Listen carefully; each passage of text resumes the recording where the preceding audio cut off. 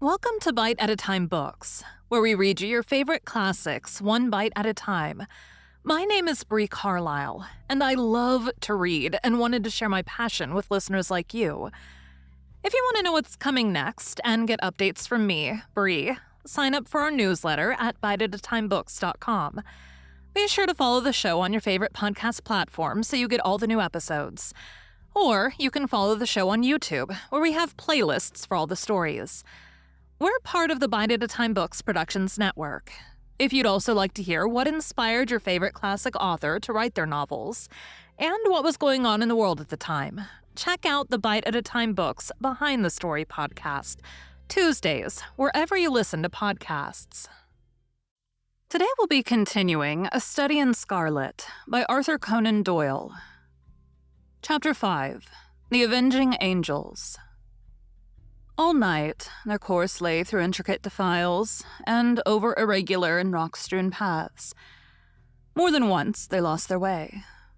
But Hope's intimate knowledge of the mountains enabled them to regain the track once more. When morning broke, a scene of marvelous, though savage beauty lay before them. In every direction, the great snow-capped peaks hemmed them in, peeping over each other's shoulders to the far horizon. So steep were the rocky banks on either side of them, that the larch and the pine seemed to be suspended over their heads, and to need only a gust of wind to come hurtling down upon them. Nor was the fear entirely an illusion, for the barren valley was thickly strewn with trees and boulders which had fallen in a similar manner. Even as they passed, a great rock came thundering down with a hoarse rattle which woke the echoes in the silent gorges, and startled the weary horses into a gallop. As the sun rose slowly above the eastern horizon, the caps of the great mountains lit up one after the other, like lamps at a festival, until they were all ruddy and glowing.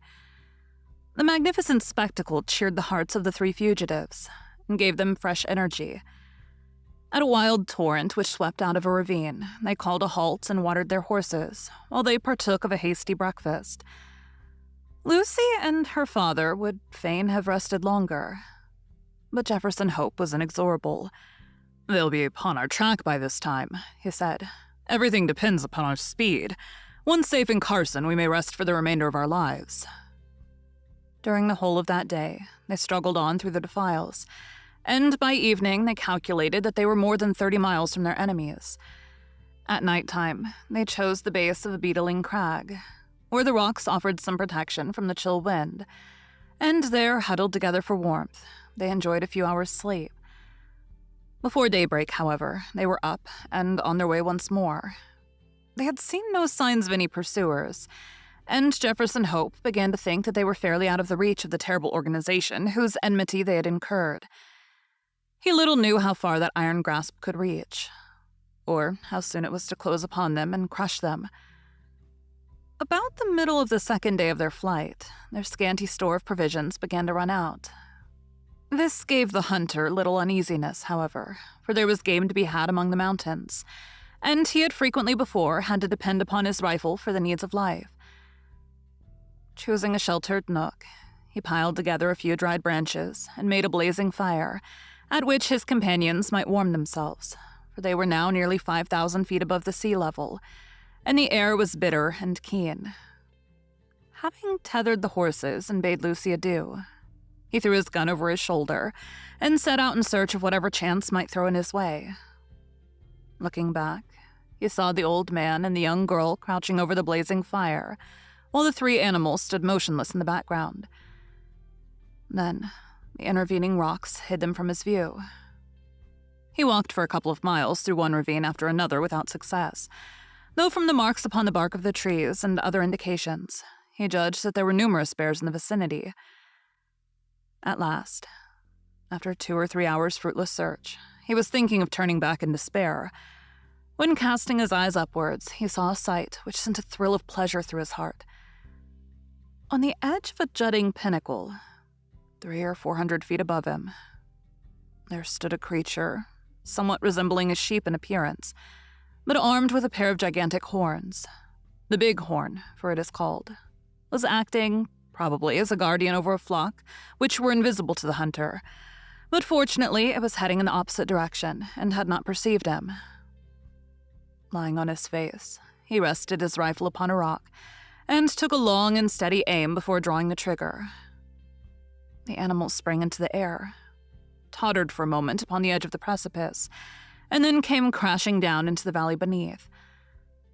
The creature was too unwieldy to lift, so the hunter contented himself with cutting away one haunch and part of the flank. With this trophy over his shoulder, he hastened to retrace his steps, for the evening was already drawing in. He had hardly started, however, before he realized the difficulty which faced him. In his eagerness, he had wandered far past the ravines which were known to him, and it was no easy matter to pick out the path which he had taken. The valley in which he found himself divided and subdivided into many gorges, which were so like each other that it was impossible to distinguish one from the other. He followed one for a mile or more until he came to a mountain torrent, which he was sure that he had never seen before. Convinced that he had taken the wrong turn, he tried another, but with the same result. Night was coming on rapidly, and it was almost dark before he at last found himself in a defile which was familiar to him. Even then, it was no easy matter to keep to the right track, for the moon had not yet risen, and the high cliffs on either side made the obscurity more profound. Weighed down with his burden, and weary from his exertions, he stumbled along, keeping up his heart by the reflection that every step brought him nearer to Lucy, and that he carried with him enough to ensure them food for the remainder of their journey. He had now come to the mouth of the very defile in which he had left them. Even in the darkness, he could recognize the outlines of the cliffs which bounded it. They must, he reflected, be awaiting him anxiously, for he had been absent nearly 5 hours. In the gladness of his heart, he put his hands to his mouth and made the glen re-echo to a loud halloo as a signal that he was coming. He paused and listened for an answer. None came save his own cry, which clattered up the dreary silent ravines and was borne back to his ears in countless repetitions. Again he shouted, even louder than before. And again no whisper came back from the friends whom he had left such a short time ago. A vague, nameless dread came over him, and he hurried onwards frantically, dropping the precious food in his agitation. When he turned the corner, he came full in sight of the spot where the fire had been lit. There was still a glowing pile of wood ashes there, but it had evidently not been tended since his departure. The same dead silence still reigned all round. With his fears all changed to convictions, he hurried on. There was no living creature near the remains of the fire. Animals, man, maiden, all were gone. It was only too clear that some sudden and terrible disaster had occurred during his absence, a disaster which had embraced them all, and yet had left no traces behind it. Bewildered and stunned by this blow, Jefferson Hope felt his head spin round and had to lean upon his rifle to save himself from falling. He was essentially a man of action, however, and speedily recovered from his temporary impotence. Seizing a half-consumed piece of wood from the smoldering fire, he blew it into a flame and proceeded with its help to examine the little camp. The ground was all stamped down by the feet of horses, showing that a large party of mounted men had overtaken the fugitives, and the direction of their tracks proved that they had afterwards turned back to Salt Lake City. Had they carried back both of his companions with them? Jefferson Hope had almost persuaded himself that they must have done so, when his eyes fell upon an object which made every nerve of his body tingle within him. A little way on one side of the camp was a low-lying heap of reddish soil, which had assuredly not been there before. There was no mistaking it for anything but a newly dug grave. As the young hunter approached it, he perceived that a stick had been planted on it, with a sheet of paper stuck in the cleft fork of it. The inscription upon the paper was brief but to the point. John Ferrier, formerly of Salt Lake City, died August 4th, 1860. The sturdy old man, whom he had left so short a time before, was gone then. And this was all his epitaph. Jefferson Hope looked wildly round to see if there was a second grave.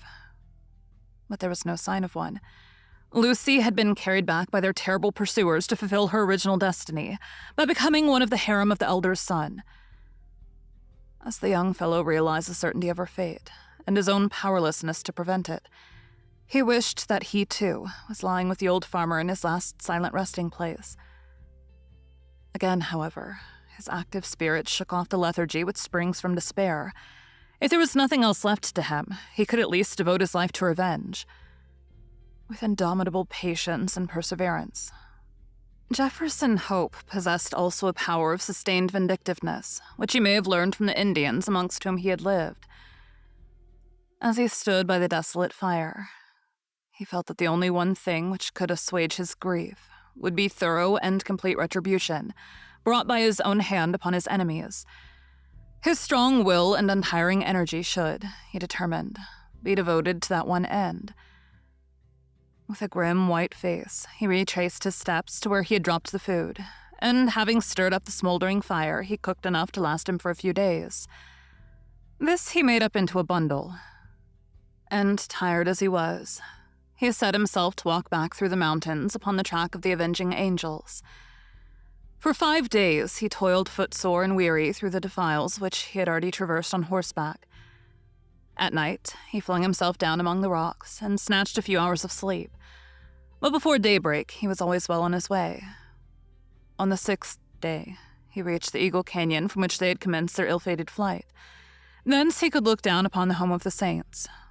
Worn and exhausted, he leaned upon his rifle and shook his gaunt hand fiercely at the silent, widespread city beneath him. As he looked at it, he observed that there were flags in some of the principal streets, and other signs of festivity. He was still speculating as to what this might mean, when he heard the clatter of horses' hooves, and saw a mounted man riding towards him. As he approached, he recognized him as a Mormon named Cowper, to whom he had rendered services at different times. He therefore accosted him when he got up to him, with the object of finding out what Lucy Ferrier's fate had been. "I'm Jefferson Hope," he said. "You remember me?" The Mormon looked at him with undisguised astonishment. Indeed, it was difficult to recognize in this tattered, unkempt wanderer with ghastly white face and fierce wild eyes the spruce young hunter of former days. Having, however, at last satisfied himself as to his identity, the man's surprise changed to consternation. "You are mad to come here," he cried. "It is as much as my own life is worth being seen talking with you. There's a warrant against you from the Holy Four for assisting the Ferriers away." "I don't fear them or their warrant," Hope said earnestly. "You must know something of this matter, Cowper. I conjure you by everything you hold dear to answer a few questions. We've always been friends. For God's sake, don't refuse to answer me." "What is it?" the Mormon asked uneasily. "Be quick. The very rocks have ears and the trees eyes." "What has become of Lucy Ferrier? She was married yesterday to young Drebber." "Hold up, man, hold up. You have no life left in you." "Don't mind me," said Hope faintly. He was white to the very lips and had sunk down on the stone against which he had been leaning. "Married, you say?" "Married yesterday. That's what those flags are for on the endowment house. There was some words between young Drebber and young Strangerson as to which was to have her. They'd both been in the party that followed them, and Strangerson had shot her father, which seemed to give him the best claim. But when they argued it out in council, Drebber's party was the stronger, so the prophet gave her over to him. No one won't have her very long, though, for I saw death in her face yesterday. She's more like a ghost than a woman. Are you off, then?" "Yes, I'm off," said Jefferson Hope, who had risen from his seat. His face might have been chiseled out of marble, so hard and set was his expression, while its eyes glowed with a baleful light. "Where are you going?" "Never mind," he answered, and slinging his weapon over his shoulder, strode off down the gorge and so away into the heart of the mountains to the haunts of the wild beasts. Among them all, there was none so fierce and so dangerous as himself. The prediction of the Mormon was only too well fulfilled. Whether it was the terrible death of her father, or the effects of the hateful marriage into which she had been forced, poor Lucy never held up her head again, but pined away and died within a month. Her sottish husband, who had married her principally for the sake of John Ferrier's property, did not affect any great grief at his bereavement, but his other wives mourned over her and sat up with her the night before the burial, as is the Mormon custom. They were grouped round the bier in the early hours of the morning, when to their inexpressible fear and astonishment, the door was flung open, and a savage-looking, weather-beaten man in tattered garments strode into the room. Without a glance or a word to the cowering women, he walked up to the white, silent figure which had once contained the pure soul of Lucy Ferrier. Stooping over her, He pressed his lips reverently to her cold forehead. And then, snatching up her hand, he took the wedding ring from her finger. "She shall not be buried in that," he cried with a fierce snarl. And before an alarm could be raised, sprang down the stairs and was gone. So strange and so brief was the episode that the watchers might have found it hard to believe it themselves or persuade other people of it, had it not been for the undeniable fact that the circlet of gold which marked her as having been a bride had disappeared. For some months, Jefferson Hope lingered among the mountains, leading a strange, wild life, and nursing in his heart the fierce desire for vengeance which possessed him. Tales were told in the city of the weird figure which was seen prowling about the suburbs, and which haunted the lonely mountain gorges. Once a bullet whistled through Strangerson's window and flattened itself upon the wall within a foot of him. On another occasion, as Drebber passed under a cliff, a great boulder crashed down on him, and he only escaped a terrible death by throwing himself upon his face. The two young Mormons were not long in discovering the reason of these attempts upon their lives, and led repeated expeditions into the mountains in the hope of capturing or killing their enemy, but always without success. Then they adopted the precaution of never going out alone or after nightfall, and of having their houses guarded. After a time, they were able to relax these measures, for nothing was either heard or seen of their opponent, and they hoped that time had cooled his vindictiveness. Far from doing so, it had, if anything, augmented it. The hunter's mind was of a hard, unyielding nature, and the predominant idea of revenge had taken such complete possession of it that there was no room for any other emotion. He was, however, above all things, practical. He soon realized that even his iron constitution could not stand the incessant strain which he was putting upon it. Exposure and want of wholesome food were wearing him out, and if he died like a dog among the mountains, what was to become of his revenge then? And yet such a death was sure to overtake him if he persisted. He felt that that was to play his enemy's game, so he reluctantly returned to the old Nevada mines, there to recruit his health and to amass money enough to allow him to pursue his object without privation. His intention had been to be absent a year at the most, but a combination of unforeseen circumstances prevented his leaving the mines for nearly 5. At the end of that time, however, his memory of his wrongs and his cravings for revenge were quite as keen as on that memorable night when he had stood by John Ferrier's grave. Disguised, and under an assumed name, he returned to Salt Lake City, careless what became of his own life, as long as he obtained what he knew to be justice. There, he found evil tidings awaited him. There had been a schism among the chosen people a few months before, some of the younger members of the church having rebelled against the authority of the elders, and the result had been the secession of a certain number of malcontents who had left Utah and become Gentiles. Among these had been Drebber and Strangerson, and no one knew whither they had gone. Rumor reported that Drebber had managed to convert a large part of his property into money, and that he had departed a wealthy man, while his companion Strangerson was comparatively poor. There was no clue at all, however, as to their whereabouts. Many a man, however vindictive, would have abandoned all thought of revenge in the face of such a difficulty, but Jefferson Hope never faltered for a moment. With the small competence he possessed, eked out by such employment as he could pick up, he traveled from town to town through the United States in quest of his enemies. Year passed into year. His black hair turned grizzled, but he still wandered on, a human bloodhound, with his mind wholly set upon the one object upon which he had devoted his life. At last, his perseverance was rewarded. It was but a glance of a face in a window, but that one glance told him that Cleveland and Ohio possessed the men whom he was in pursuit of. He returned to his miserable lodgings with his plan of vengeance all arranged. It chanced, however, that Drebber, looking from his window, had recognized the vagrant in the street, and had read murder in his eyes. He hurried before a justice of the peace, accompanied by Strangerson, who had become his private secretary, and represented to him that they were in danger of their lives from the jealousy and hatred of an old rival. That evening, Jefferson Hope was taken into custody, and not being able to find sureties, was detained for some weeks. When at last he was liberated, it was only to find that Drebber's house was deserted, and that he and his secretary had departed for Europe. Again, the avenger had been foiled, And again, his concentrated hatred urged him to continue the pursuit. Funds were wanting, however, and for some time he had to return to work, saving every dollar for his approaching journey. At last, having collected enough to keep life in him, he departed for Europe and tracked his enemies from city to city, working his way in any menial capacity, but never overtaking the fugitives. When he reached St. Petersburg, they had departed for Paris.